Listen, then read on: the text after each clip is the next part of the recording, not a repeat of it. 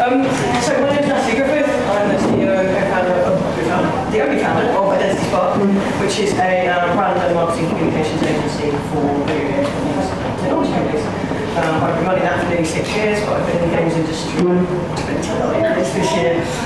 So I started life as a graphic designer, worked on games packaging, that kind of thing. I was the editor of Nintendo magazine for 5 years, and then I moved into PR in 2000.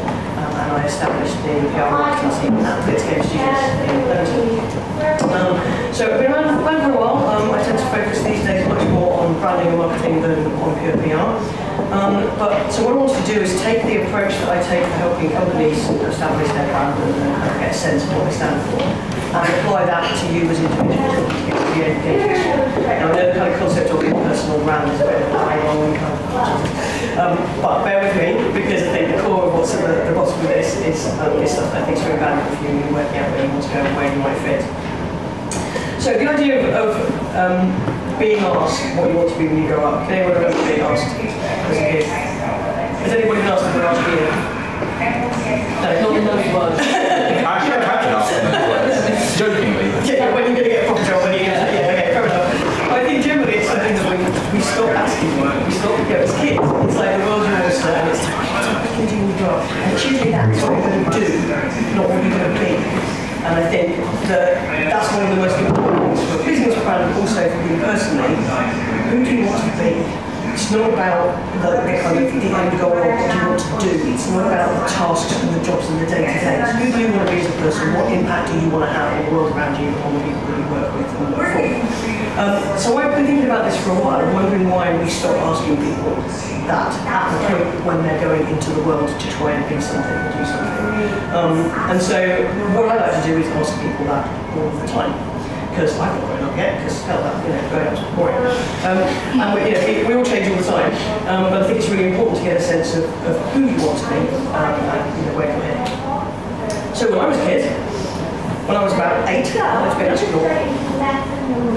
By the time I got to about 12, I wanted to be an Olympic hockey player. I was quite good for that. Wasn't going against the Olympics, but by the time I got to my late teens, I really, really wanted to be an architect, and that's when I started to do work experience and that kind of thing. I really was heading in that direction for most of the time. And then I realised the degree course for 7 years, so I think but the point is, it's pretty obvious because I'm standing here that I didn't get to do any of those things. But that's okay, I don't feel like a failure because I never went to the moon or that would be cool. But my life has kind of evolved over that time, and when I look back, some of the choices I made and the decisions I made, they weren't necessarily conscious at the time, but looking back I can piece together the things that got me excited and the things that drove the passions that got me to where I am now. So, very stuffy, what is a brand? So, in a business context, it's a person's gut feeling about a product, a service, or an organisation. Now, if you apply that to a person, that seems like horribly impersonal. So maybe think of it like this. So Jeff Bezos from Amazon is what other people say about you when you're not in the room. And from a business brand standpoint, that's really powerful because it's like, actually, what's the impression we want to leave people? We don't want to go, yeah, they're the people that make the widgets. You want to go, oh yeah, they're the ones with that really cool ad or that funny thing, or they sponsored that event. Now, I think I need to caveat this in massive, emboldened, embossed capital letters, because I don't want anybody to walk away from this thinking like absolutely paranoid about what people say about you when you leave the room. Because I'm an Olympic standard overthinker, and self-confidence doesn't come naturally to me at all, and I'm really nervous this morning, and I do not want to be walking away going, oh, what do they think? I should have worn that shirt, oh my god, I didn't do that slide in the right way. So it's not about that. It's about understanding that the impression that you make and the passions, the drive, what you want to do, that's the kind of things you want people to be talking about. So don't get hung up on those kind of more sort of vacuum things, or the things that kind of beat everybody down, like I should have said that, or whatever. You always, as Kim said, told me a story a minute ago, you only get that one chance to make a first impression, but that doesn't mean that like everything has to hang on that one thing, and if you say something wrong and you forgot something or whatever, then don't beat yourself up about it. But I want you to keep in mind that as you go through life, think about the impression and the feeling you want people to have of you. And you want them to talk about what drives you, what excites you. Oh yeah, I remember that person, they were really passionate about so-and-so. Oh yeah, and they did that really cool thing in their spare time, that was good. They're genuinely not going to be going, oh not about those kind of personal things. So why is this kind of stuff important? Well, at the end of the day, people do business with people. If you're applying for a job, you're there to, I'm going to steal your lines again now, came from next door, but you guys won't be, you're there to make them money. You're there to work, okay, you might be doing your own industry, but even so, you're still having to work with people and collaborate with people. And so it's very easy to kind of hang up on your CV and on your portfolio and that kind of thing, and that's super, super important because this is a crazy competitive industry. But you want to come at it with the sense of what is it that makes you different? Why are you bringing something different to the table? And it might not necessarily be unique, but it might be something that you're so passionate about, and it's something that they want to add into the business. And having, the fifth person in the studio that's passionate about that thing, it's going to be amazing. It doesn't have to be absolutely unique, so don't think you've got to hang everything on this unique thing. But people will connect with people, they don't connect with CVs. So how do you get started? So this is a well-known thing from a marketing guru called Simon Sinek, which is called the Golden Circle, and it's a way of looking at your brand, usually as a business, but I think again it's a really useful thing to adapt to your kind of personal approach to life. And usually often when a business does a business plan, you think about where you're going, you think about what the end goal is, you kind of go, that's the end result. I'm going to work back from that point. What this principle says is that you start the other way around, and you start from the why you're doing it, at the heart of it. So you think about what impact you want to make. Why are you doing the things you do? To go very condo on it, what brings you joy? What is it that is driving you to be an animator, to be a programmer, or whatever it is? Think about the why of that, why you want to have an impact on people, that kind of thing. Then you step it out to the how. Okay, how are you going to turn that into a career and into things that are going to make you happy? So that's when you start thinking about kind of where you're going to apply, do the research on the companies that you're going to visit, work out what kind of things you're going to be doing, what training maybe you need. And then only at the bottom of that is the what, the output, I'm going to do this amazing animation, or I'm going to create this amazing bit of concept art. So it's important to focus on your skills at your grade. Of course it is, you have to have a compelling portfolio, but the thing that's going to rise you above is thinking from that why point, and what are you bringing to the scenario, what is it that really, really drives you, what are you passionate about, why are you doing this in the first place. Now what I often do, because it's helpful for business brands when they do it this way, but also I think it's even more helpful when we look at it from a personal standpoint, we transfer each of those things. So the why is, it's the heart, it's what's at your core, what is it that you're passionate about, why do you want to make that happen? The how is the head, the kind of the practical, how are you going to make that happen? And then the what is the hands, that's the end result, what you've done, whether it's having a job, it's making a project, or whatever it is. So I think it's super important that you keep thinking, always, why you're doing things. Now you often don't have the number of choices that you would like to have at the start of your career, and that's the nature of life. Sometimes you'll make a choice that doesn't necessarily tick all the boxes of the things that really enjoy. But as long as you're constantly thinking about that and constantly going back to it, don't just sit down and do this exercise once. Come back to it, review it after every interview you've been to. Maybe if you've even been offered a job, it's very tempting to just kind of go, the first offer, kind of go, oh God, I have to get that. And there might be lots of compelling reasons, like financial reasons or all sorts of reasons why you have to take that. But it's always worth recapping and just every now and then kind of going, okay, why am I doing this? And actually, maybe if I went for that one, or maybe if I do get this job, but there's this opportunity over here as part of that job. The important thing, I think, is to make sure that you're doing that process and you're doing it as soon as you can. Now, getting started on that, I think it's worth going all in on it. Don't just kind of nibble around the edges and kind of go, I'll have a bit of a think, and maybe that's the passion, but maybe I'll put my passion into this application over here, I'll see how it goes, and I'll have my more conservative reserved one on this one. Just go for it, because when you're doing a conservative reserved one, what you're probably doing is putting across the image you think they want to see. And chances are that's not going to be who you are. There is absolutely no point in kind of overthinking this kind of studio probably has these kind of people, and I'm going to go in and show that I'm that kind of person. If you're not that kind of person, then you're not going to be happy there even if you get that.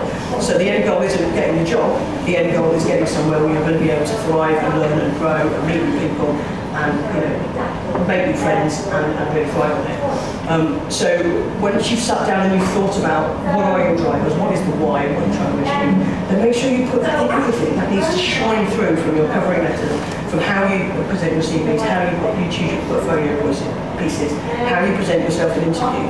If you're sure about those passions, be confident in them. Don't sit there and think, oh, I'm going to be judged, someone's going to think that passion's a bit naff, or that that's, whatever. It's infectious to be talking to somebody that is passionate about what they do and what they love. Even if it's not what you're passionate in, you can't help but that ooze out of you. And that then becomes something you don't have to practice or rehearse. It becomes something natural because you're being who you are. Now, again, I get that that's the particular beginning of your careers, that can be really hard. It can be hard to identify who you are and what you think, but also it can be really, really hard to find that confidence and just kind of go, yeah, this is me, really on. But the more you do it and the more practice you get at it, the easier that will become. It's also worth buddying up with people, finding yourself a mentor. Mentors are amazing. I've got 2 or 3 people that mentor me on and off for different reasons at the moment. And whenever I have a bad day, there's a couple of people I know that I can just ping on WhatsApp and Skype and go, I'm feeling really shitty this week, I don't know, I'm not achieving anything. And I know that will drop everything and jump on Skype for 10 minutes and perk me up. And I will do the same to them. So I think sometimes it's worth you having, it's always worth you having mentors. Don't be afraid to ask people, even just people. The first person I asked actually was somebody that I hadn't known all that long, but I felt that we kind of thought about things in the same way, and I asked her to go out for a coffee and to hear how do you feel about mentoring me? I've done this before, this is a bit weird. And she was like, you know what, if you mentor me back, then let's do it. And so don't be afraid to ask people that are further up in their careers if you've been to events like this, if they'll mentor you. It doesn't have to be a super formal arrangement, it can just be a chat every now and then or some reassuring emails. Don't be afraid to get that input and support and moral support from people that are already doing some of the roles you want to do. But also do it for each other, because you're all going to have days. I'm sure, hopefully, you've all got at least one mate who you can be honest with about feeling bad about things or not feeling very positive about. Talk to them, or a family member, or maybe it's a tutor, maybe it's coaching, sports team, whoever it is. Go to those people and ask them to give you a sense of what they see in you. Kind of, what do you see as my passions? Why did you select me for that squash team? Why did you cast me in that play? Whatever. All of those kind of people have something to contribute. So make sure if you're struggling to come across and get to the bottom of what it is that actually drives you, get some input from other people as well. So get kind of peer buddies, peer mentors, and buddies, and then also find some other mentors in the business as well. But then make sure that you go for that all out. Cheesy sliding. That's what it's about at the end of the day. I mean, it's mega cheesy, but it's super important. It's got to be about what you're passionate about and what you want to achieve, because it's so hard to say no to that. When someone comes to interview, and I know for a fact that I was at Blitz for 12 and a bit years. I hired probably 15, 20 people during that time. And I know for a fact I've hired people who perhaps were slightly less qualified than others for the role they were coming into, but I've hired them because they were just so passionate, so excited, and keen to learn and do stuff. And like there was a connection with that. There was an enthusiasm, that kind of infectious passion. So it's not always just about exam results, and your portfolio, everything else. A lot of that stuff gets you in the door, of course it does. But once you've got yourself that opportunity, it's about who you are. So, I want you to pledge that even if nobody else is asking you anymore what you want to be when you grow up, that you ask each other. And I want you to ask at least one friend by the end of this week what they want to be when they grow up. What they want to be, not what they want to do. How do they want to be remembered? How do they want to have an impact on people? That must be done. Any questions?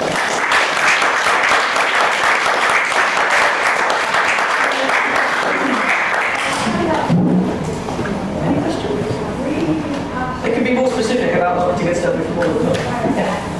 So in terms of actually getting across your passions, apart from talking about it and stuff like that, are there any ways to get it out there, show this is who I am, this is what I'm trying to be? Yeah, absolutely. I mean, one of the things that most employers do do these days when they start whittling down CVs to then invite for interview, they'll go look for you on social media. So even if you've got your Facebook page super locked down, they will find stuff. And if you're not on Twitter, you should be, to be honest, getting into the games industry, because the networking opportunities on that are huge. I remember going to a conference probably 10 years ago now, probably 5-6 years ago now, where it said that you should always be able to be judged personally or business brand on your last 10 tweets. And that includes your retweets and everything else. So again, don't put up a front and kind of think, how should I present this stuff on Twitter? Because things that, so I mean, I share all sorts of stuff on Twitter. It's not just work things. It might be. I'm going to say the last thing. The last 10 things were that I tweeted are probably all to do with national defence and parliament. Politics can be a tricky one, so be careful. When I started, there was this huge scrolling down. By the time I ended, it was probably something to do with the endgame trailer, I'm guessing. Lots of stuff promoting this. I shared an article that somebody had written about looking for parents who restrict screen time for their kids. Someone's doing some research, so I amplified that by sharing it to my network to help people add to things. Then supporting somebody else's studio, promoting stuff happening today, promoting my talk later in the week, promoting my talk she's just come out. And kind of sharing client stuff. So an awful lot of it is retweets, rather than promoting myself. But the things I've chosen to retweet speak more about the things that I care about and that I'm passionate about, than me kind of going, look at me, come and visit my website, hire me for this thing. So I think that's the kind of thing. It's not just what you do, it's how you act. And the people that you associate with, the people you choose to support and amplify, and then the kind of things that you demonstrate that you care about. It's more of a kind of osmosis thing. But if people go back through your feed and they find that you've been, trolling somebody or, bitching about something and being a bit unreasonable, they're like, look about that. Whereas if they go back through your feed and you've been helping people, answering questions, asking questions, meeting people, whatever, that speaks volumes about you and how you conduct yourself. Furthering on from the question, would you advise it's a good idea to sort of have like two sort of separate topics? Like one is sort of like slightly more professional, whilst the other one is just shit posting. I guess it depends what you define as shit posting. Depending on how other people might react to it. I mean, kind of stuff that's just random shit. It's just fun kind of stuff you all kind of talk about. And as long as you're not being kind of abusive or racist or defamatory, then we get that everybody kind of has those kind of exchanges, and you're not going to be judged on that kind of thing. I certainly wouldn't actively cultivate two personas, but you probably want to choose what things you share where. So, like for me, I don't tend to put stuff with the kids and what they're doing on Twitter, but it'll be on Facebook. And likewise, I do share some work stuff on Facebook, but not all of it, because I've got other friends on there that aren't in the industry. So it's not, but I'm still essentially, if you look at the things I care about and the things I talk about, those two things are consistent. You're not going to look at your Twitter and get one impression of me and then see me on Facebook and go shit, shit like that. So it's just a case of picking and choosing the things that you choose to talk about, rather than having to set the threads. Because one of those is going to be false. Yeah, exactly. Yeah, aware of who was. You don't want to kind of massively over-censor yourself, because they're just really dumbed down and sanitised, and that says nothing about you either. But it's just being sensible about what you choose to share and what you don't. Okay.